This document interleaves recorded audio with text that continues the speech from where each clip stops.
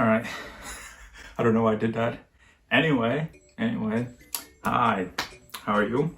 My name's MAKASY, and today, as the title suggested, we're gonna talk about the Balenciaga and Gucci collaboration, the Hacker project. I'm gonna split this video into two parts. The first part, which is the one you're watching right now, I'm gonna talk about it from the business perspective and why I think it's a bad idea, why I think this is like a Pandora box for the case of KERING, and I will explain what KERING is in a moment. In the second video, which is the part two, I will be talking about the collection. I will be talking about the clothes, and like some of the pieces that I like, some of the looks that I like, and a lot of the looks that I dislike, because I think MAKASY showed like 94, 97 looks, so there's a lot to go through. I won't go through all of them. I'll just show you the bad and the good, nothing in between. There's a lot in between. All right, so today we're gonna talk about the the collaboration. However, before we get into it, we need to establish some keywords and establish some background so all of us can be on the same page. So everything in this video will be timestamped. So if you already know what KERING is, if you already know what the word collaboration is, antitrust, conglomerate, monopoly, oligopoly, if you already know all these words, just skip this section, go to the next section. Everything will be timestamped, but the rest of you dumb, don't skip anything. We need to be on the same page. All right, so first we need to identify what the word conglomerate is. So a conglomerate is a corporation made up of several different independent businesses. In a conglomerate, one company owns a controlling stake in smaller companies that each conduct business operations separately. Though they operate business separately, they will get the share benefit from being under a conglomerate. It's like, look at it this way. Let's say you have a family, right? And you have 10 kids. Are you only gonna let one use the car? Are you only gonna let one use the garage? Are you gonna let one use the bathroom? No, obviously, like you're gonna let whatever kid you have use what they need in the moment. So this company could use this at this time, this company could use that at this time. Do you know what I mean? I hope my analogy works. I hope that sort of help you understand it. But those small companies under the conglomerate will get the share benefit of like the PR team, the marketing team, the relationship with retailer, relationship with factories, whether it's in Italy, whether it's in France, Spain, the US, China, wherever it may be. All of these companies under the conglomerate, they will get the share benefit, because it wouldn't make sense if like the conglomerate say, hey, this company right here, you can't use anything, but we control you. Like why not? You want that small company to make money, so give them all your resources. Another word that we have to establish is the word antitrust. So according to Investopedia, which is every business major, we all know this website, antitrust laws, also referred to as competition laws, are statutes developed by the US government to protect consumers from predatory business practices. They ensure that fair competition exists in an open market. We're going to talk about that more, but the next word we have to talk about is collaboration. So collaborations in the sense of a fashion industry is that collaborations are important for brands as they enable to reach to a new audience. More crucially for fashion brands, collaborations unlocks the ability to deliver a collection that is outside of their typical design in a refreshing and different style. As such, they sell up fast, which drive further brand hype, which is also the word for engagement. Drive engagement on social media, on their website, newspaper, magazine, everybody will be talking about them, because a collaboration, you get the audience from the collaboration, and the critical aspect, which is like the magazine, the newspaper, the people in the industry, they will talk about it also. The next word we have to define is oligopoly. So an oligopoly is a state of limited competition in which a market is shared by a small number of producers or sellers. Typically, an oligopoly is less than 5 or less than 10, but it's more than one. The one is called monopoly. I'm sure most of you know this, but let's define it anyway. So a monopoly exists in an area where one company is the only or dominant force to sell a product or service in an industry. It's not the fashion industry, but it's a word we must define because it's an extreme version of an oligopoly. An example of monopoly is back in the day, John D. Rockefeller, he controlled the oil industry. But I believe, what law was it? The 1980 Sherman Act, something like that. I remember that from one of my classes in college, the 1980 Sherman Act. And so that kind of broken down the oil industry. To continue on with these 2-3 things, which is with the oligopoly and monopoly, is that rarely is an industry has a fair competition. I don't know if I'm gonna be lazy in the editing room or not, but if I'm not lazy, I'll put up graphic. If I am lazy, just take my word for it. Know that I'm not lying. I don't have anything to gain from this. But the technology industry, you know, Google, Facebook, Apple. Yeah, I think that's the main three. And, you know, Samsung, but they're a bit smaller and they're mainly in Asia. Another thing is the music industry. There's like four main players, Sony, Universal, and the other two. I'll put up the graphic now if I'm not lazy. And then obviously, if you're in America, the cell phone industry, which is like, you know, AT&T, Verizon, and now that T-Mobile and Sprint are together. So it's just three main players controlling most of the market share. So the phone industry, that's an oligopoly because it's more than one. So it's an oligopoly where a few players control the industry or like dominate an industry. All right, so now that we got all those words defined, we're on the same page now. So let's overview the fashion industry. So the high fashion industry is an oligopoly, and the reason I say that is because there are a few main players, which I will list in a second, but the main one that you should know are LVMH and KERING. LVMH, they control about 60 subsidiaries, or you know, there are 60 brands.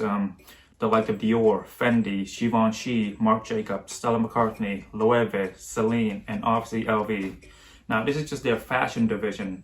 LVMH stands for Louis Vuitton, Moet, Hennessy. So, like, you know, they also own the brand of Hennessy, and they're very large. They control a big chunk of market share in the wine industry. I won't get into that because this is a fashion channel, not a wine channel. By the way, wine. Hi, Ben. How are you? Start looking up restaurant in the UK. I'm gonna visit you, and you're paying for our dinner, so start looking. Another thing is obviously KERING. So they control Gucci, YSL, Balenciaga, McQueen, and Lindbergh. And they control many more things, but I'm just listing you the main things that you should know, the main brands.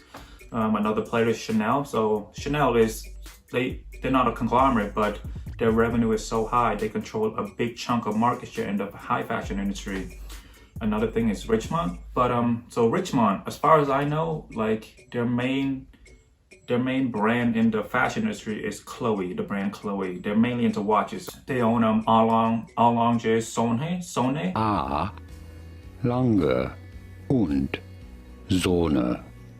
Ha, Lange und Sohne. I love their watches. I'm going to Germany soon. I would love to see their factory. I wonder if they offer a tour or not, but let me show you some of my favorite watches from that brand. They also own IWC, Cartier, Jägermeister, a lot more things. But yeah, so my favorite is Allonge Sonne. I'm pretty sure that's how you pronounce it. I'll put the clip up again. A, Lange und Sohne. Ha, Lange und Sohne. Next up, Hermes. So Hermes is a family business still, I believe. That's the last time I read about it in my business class. But again, they're not a conglomerate, but their revenue is so high, and they control a sizable market share in the fashion industry. And another group is the Prada group. So they own Prada and Miu Miu, and I believe the Church's footwear, and then some other stuff. But the main one is Prada and Miu Miu. And you know, they control a sizable chunk of the market, so that's why I included them. Another one is OTB, which is a really dumb acronym. It's Only the Brave. Oh, imagine naming your conglomerate Only the Braves. Oh, that name gets me every time. But they control one of my favorite brands right now, which is Margiela, and they control Marni, they control Jill Sander, and some other companies I don't care about, but Only the Braves. That's such a shitty acronym.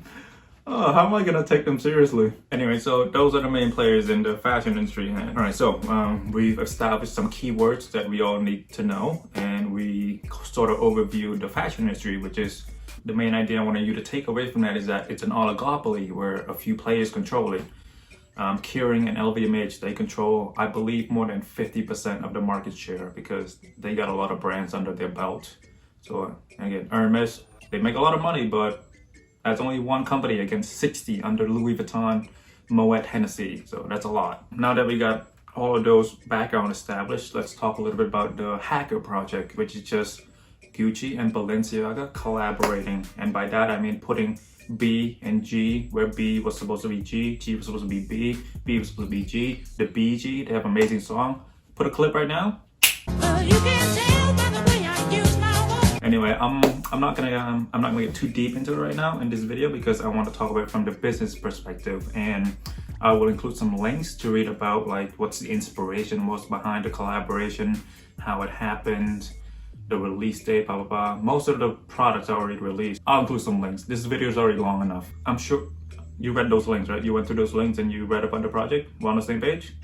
We're good? Alright, cool. Alright, so anyway, I'm sure this project was brought up by Demna, was brought up by Alexander McKelly. Like, I'm sure it was brought up by them, but you know that Gucci and Louis Vuitton will be a harder collaboration to do because it's very hard to split it 50-50 because Gucci is owned by KERING, Louis Vuitton is owned by LVMH, so it's two competitors. It's like the reason you don't see Coca-Cola and Pepsi collaborating because they don't need to. They're the top dogs in their industry. This is their main competitor. Why would they need to collaborate? Like the chances of like a brand underneath LVMH and a brand underneath KERING collaborating is just a lot harder because LVMH could claim that it has a better supply chain, it has a bigger market, it's more well known. Where KERING will say like, hey, Gucci and Bottega Veneta, is Bottega under KERING?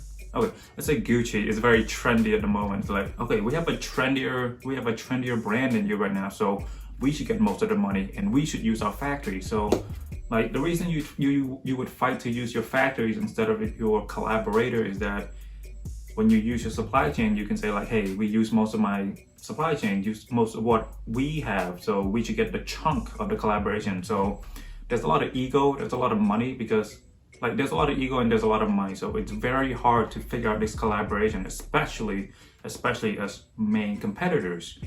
Coca-Cola would never collaborate with Pepsi.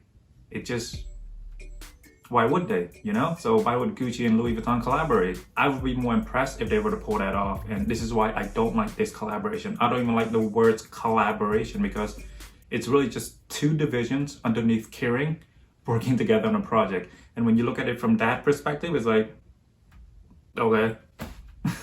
It's not special anymore. And another thing that I want to talk about that isn't talked about enough is that another collaboration by Dior and Rimowa. Dior is a fashion brand. Rimowa, they make the suitcases your celebrity use.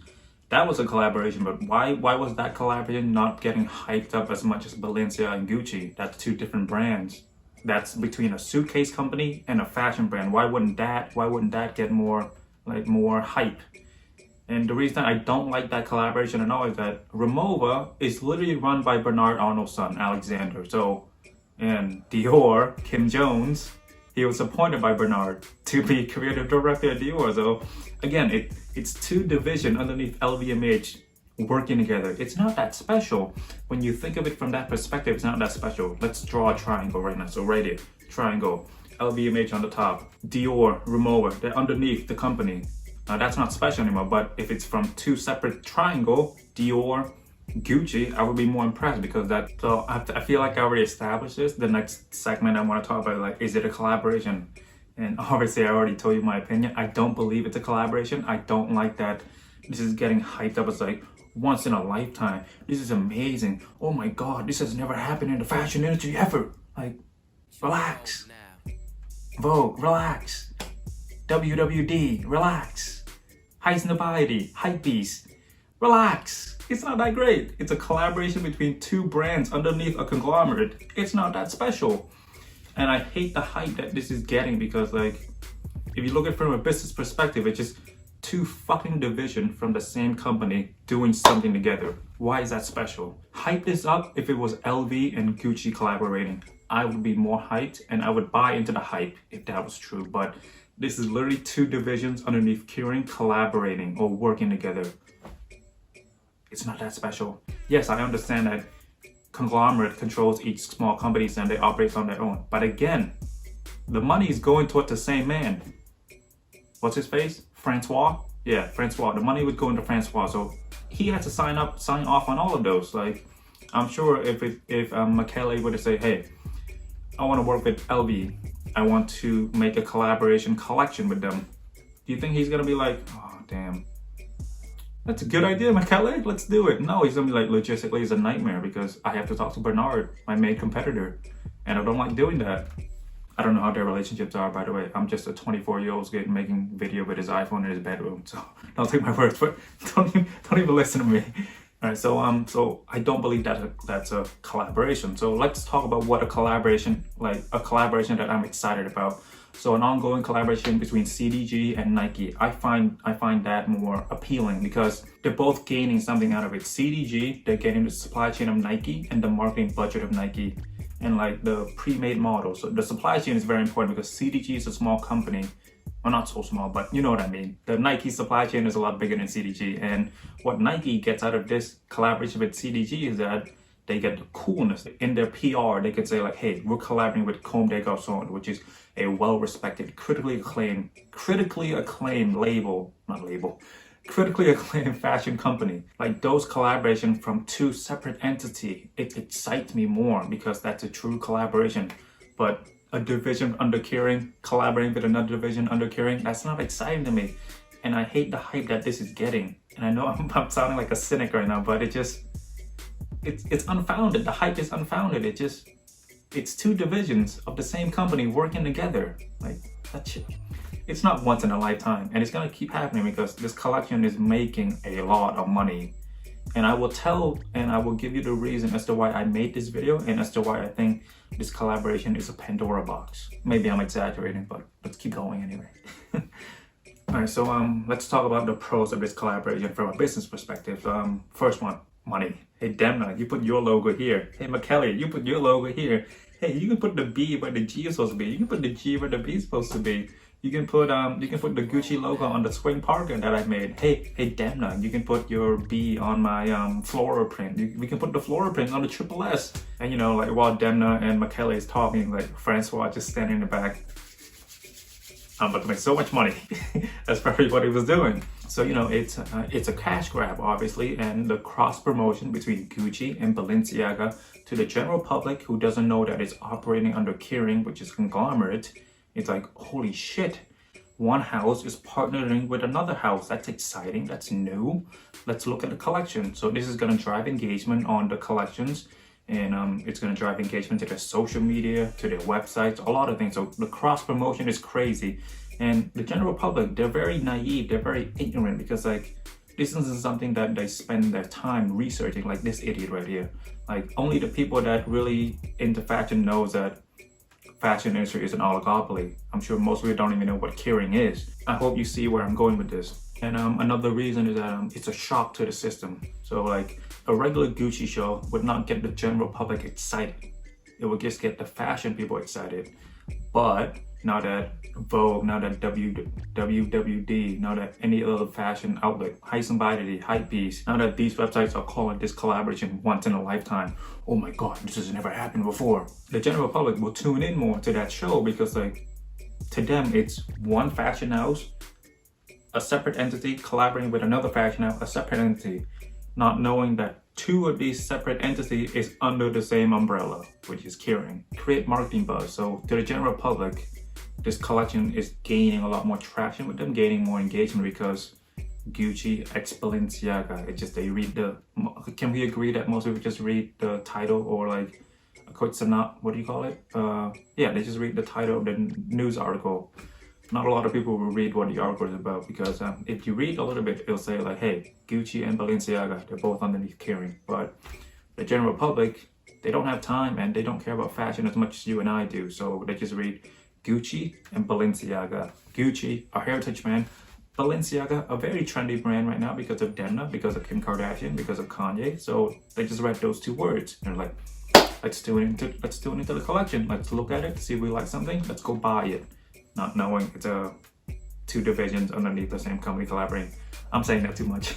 Another thing is that with collaborations, the brand can raise the price and it'll be justifiable. Okay, so this is the reason I don't like collaboration. The Gucci trademarks, the Balenciaga trademarks, they're all owned by Francois. So there is no need to raise the price, but since they're calling it a collaboration, they can raise the price and then the general public would justify by saying, okay, it's two separate companies creating this collaboration, so obviously both houses need to be paid, not knowing that the money is going to Francois and his company Do you see why I don't like it? Do you see it? It just, there is no need to raise the price, but to them, they just need to justify it for the general public who do not care about fashion as much as you and I. So to the general public, they'll say like, okay, let's say the Triple S is regularly $1,000.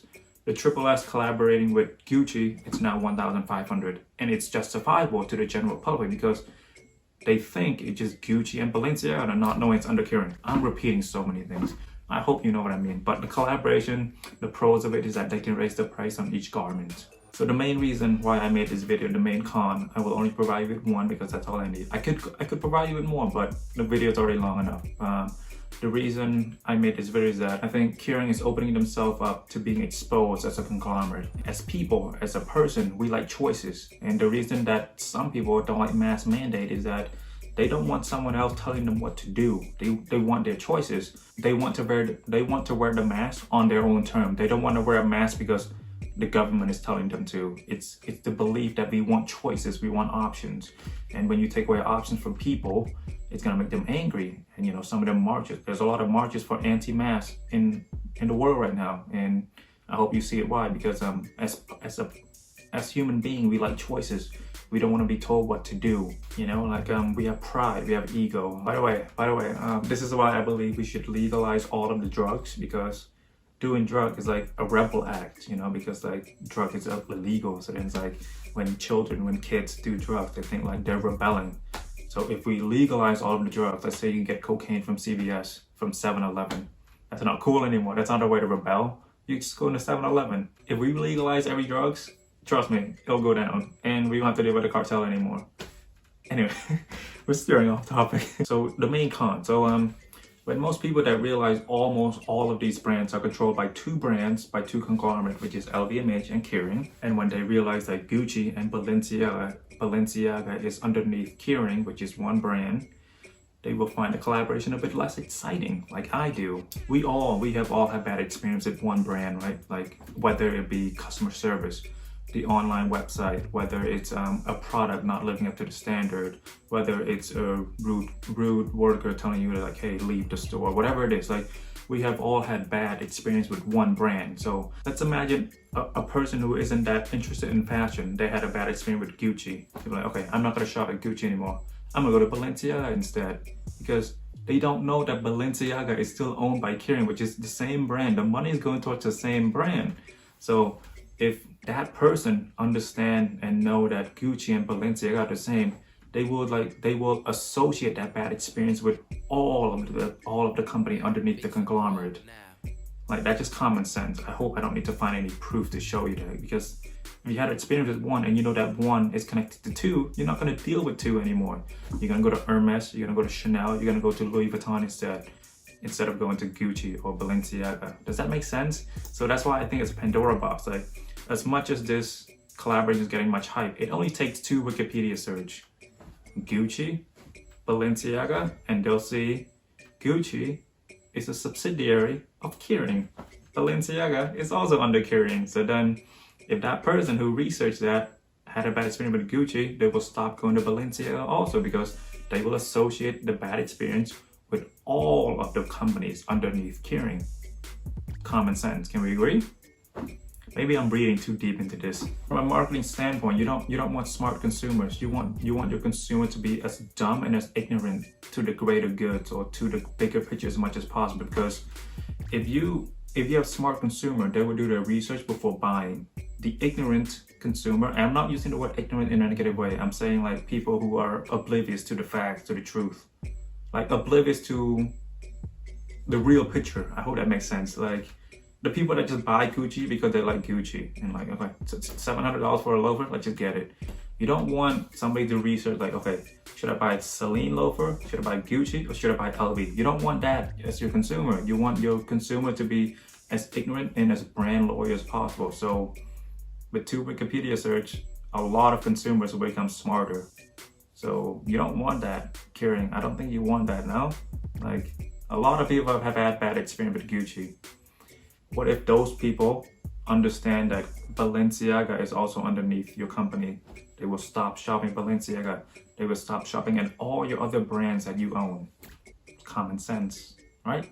the general public believes in the shadow right now. Don't show them the actual object, Plato. I hope my analogy here worked because I have a second joke to that. Here we go. The general public is in the cave right now, KERING. Don't show them the outside world, Plato. Don't show them the outside world. They might not like it. At the moment, they're very dumb, they're ignorant, they're just looking in the shadows and they're believing everything you're projecting. Keep them dumb. If you show them the outside world, they're gonna become a lot smarter and they will see the truth. From a business standpoint, from a marketing standpoint, information is very valuable. Let's look at Tesla. The reason Tesla is valuable right now, it's not because of their cars, it's because their data.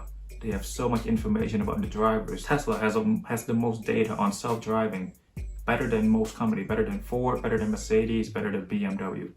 That is why their stocks are so much higher. Not because of their cars, it's because of the data. So information is very valuable. And from a marketing standpoint, you don't want smart consumers. You want to keep them as dumb as possible, as ignorant as possible, and as impulsive as possible. You want people where it's like, if you put a celebrity with an item and they like that celebrity, they buy the item. That's the target audience. You don't want people to be like, okay, so you have this celebrity promoting it. Let me look deeper into it. Let me look deeper into your supply chain. Let's see how ethical you are. Let's see if you're really, where do you get your leather? How do you market? Like, you know, you don't want smart consumers. You want them to be as dumb as possible. To Google search, it will show that Gucci and Balenciaga is underneath KERING, the same company. It's a Pandora box. But yeah, anyway, my main point is that KERING, you're exposing yourself. You're slowly exposing yourself to the general public, which is the ignorant consumers. Whereas smart consumers like you and I, you know, who are into fashion and know this, know that the fashion industry is an oligopoly, and know that if I buy from Dior, if I buy from Gucci, I mean, if I buy from Dior, if I buy from LV, it's just the money's going to Bernard. It's the same thing. But the general public, they don't know that. So, and trust me when I say that we all know someone who had a bad experience with a company and vowed to never buy from that company again. So just imagine how many people are there who had bad experience by Gucci, and the vice versa with Balenciaga, you know? Like, that would drive the regular consumer, the general consumers, towards your competitor, towards LVMH, towards Richemont, towards Chanel, towards Hermes. Only the Braves. Towards only the Braves. You know, Marnie, Jill Sander, Margiela. Good Lord, they need to change their name.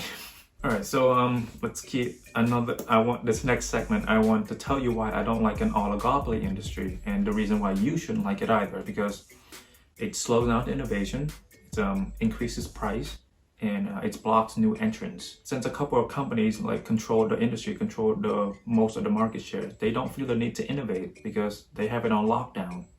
And let's say they develop something, let's say they developed this fabric 5 years ago, right?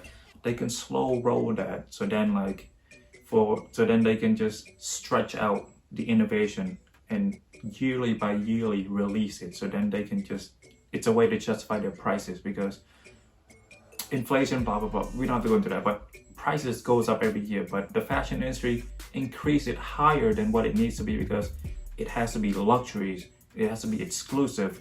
It has to be only afforded by the rich people, because if you cater to everyone else, it's not luxury anymore. If you cater to everyone, it's not luxury anymore. So they have to stay ahead of that trend, ahead of the inflation. So, and you know, I'm sure you all know this, like fashion company, they increase their prices all the time. So the triple S's, like when it first came out, it's $7.95. Now it's $9.95. It's being moved from Italy to China. Why is the price increase? The price increase? It doesn't make sense, right? But if you look at it from the perspective that it needs to have that luxury status, the rich people that buy it need to feel like they're better than the regular consumer, which is 98% of the world.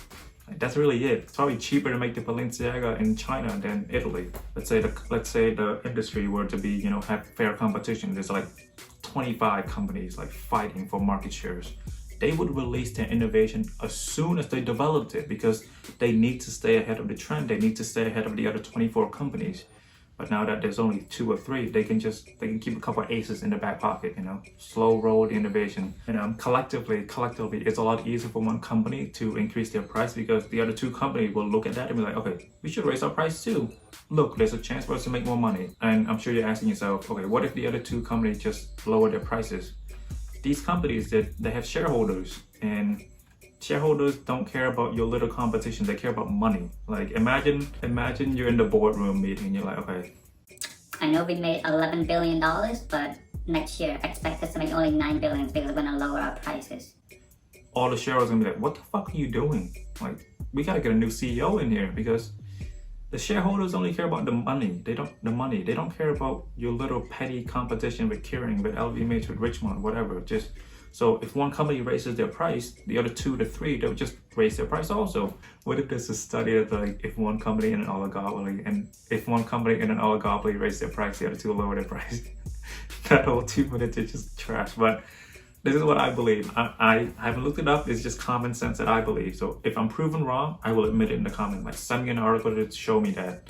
Send me an article that says when one company in an oligopoly raise their price, the other 2 lower their price. And on the topic of blocking new entrants, because this is why most new brands fail, because retailers, like, they're more reluctant to try out new ideas, because why stray away from the tried and true, which is most brands under conglomerates of LVMH and KERING? Why do they need to steer away from that and take a risk on a new brand? Because they need to sell your products, and with the well-known brands, like, they know they're gonna sell it. With the new brand, it's a lot more risk.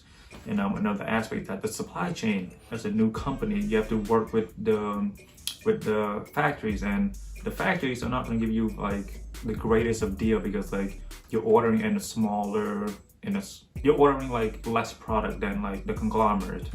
So like it'll be a lot more expensive for you to try to get in. Like the point is, in oligopoly, it's very hard for new entrants to gain success, because 2 to 3 companies control everything. So it's a lot harder. So like if you want to see your friends who is designing a label, who has a fashion brand to succeed, you should hope that this oligopoly status doesn't stay in the fashion industry forever, because if you want your friend to succeed, the industry has to be more competitive, has to have a fair fight. I think this is very long enough. Let me know if you agree with everything I said, or if you disagree, or if you think I'm reading too much into it. Also, now that I think about it, this video is like defending KERING or something, but I'm also making it educational. But you know that meme of like fucking weirdos on the internet defending billionaires? Am I becoming that? But like, this is also like educational, you know? I'm sure most people don't know that the fashion industry is an oligopoly. I'm sure most people don't even know what an oligopoly is. So it's educational as well. So this video has a good cause, has a good purpose to it. But yeah, anyway, so this is just the business aspect of the collaboration. In the next video, I will talk about the collection itself, show you some of my favorite looks, some of my favorite items. I don't think I'll be able to get any items because like they're doing special pop-ups, and like they have a list of VIPs, so like all those VIP will have first dibs on like the good pieces. And you know, I probably won't be able to get the swing jacket because it's overpriced anyway, because like it's a collaboration. We have to price it higher. Yeah, so that would be part 2. But thank you for sitting through this. I know it's boring to most of you, but to me it's exciting. I love doing these type of videos. But okay, I don't really like doing it because it's a lot of research. It's a lot of like writing my script, so it takes a lot longer than doing a pickup video, because with a pickup video, I can talk about a fucking sweater for 30 minutes without researching. Like, I'm just good at my job. But yeah, anyway, my name is MAKASY. Thank you very much for watching this. I will see you in the next video. Bye-bye.